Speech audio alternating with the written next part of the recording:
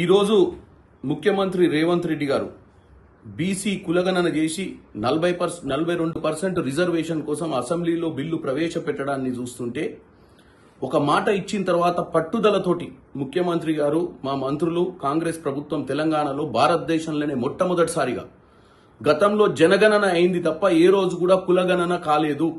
ఈ రోజు కులగణనను ఒక శాస్త్రీయబద్ధంగా చేసి 42% రిజర్వేషన్ ఈ రోజు అసెంబ్లీలో ప్రవేశపెట్టడం జరిగింది.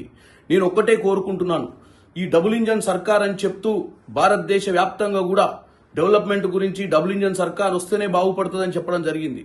కానీ ఈ రోజు మీరు మహారాష్ట్రలో చూసిరు, మహారాష్ట్రలో మొన్ననే వచ్చినటువంటి ప్రభుత్వంలో డెవలప్మెంట్ సైడ్ కాదు, ఔరంగజేబ్ టూంబ్ దిద్దామా, కమ్యూనల్ రైట్స్ చేద్దామన్న ఆలోచనతోటి ముందుకు పోతున్నటువంటి ఈ డబుల్ ఇంజన్ సర్కార్ ఈ రోజు కేవలం రాష్ట్రంలో ఆర్థిక పరిస్థితి బాలేకున్నా 30-40 సార్లు ముఖ్యమంత్రి గారు మంత్రుల్ని కలవనికే పోయినా ఈ రోజు మాకు కావాల్సింది ఆర్థిక వనరులు కావాల్సిందే, అంతే తప్ప మా చిత్తశుద్ధిలో లోటు లేదని చెప్పడానికే ఈ 42% రిజర్వేషన్ అని తెలంగాణ ప్రజలు గమనించాలి.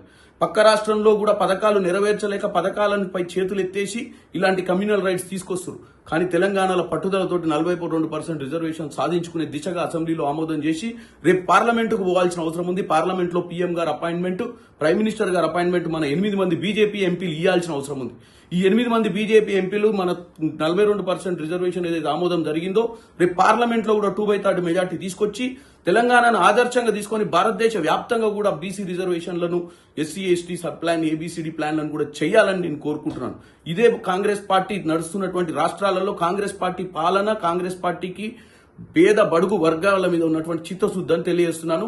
మున్ముందు మంచి కార్యక్రమాలు తీసుకోవాలి. బీజేపీ ఎంపీలు కూడా మాతో మద్దతు ఇచ్చి ఈ యొక్క బీసీ కులగణన నెరవేర్చాలని కోరుకుంటున్నాను.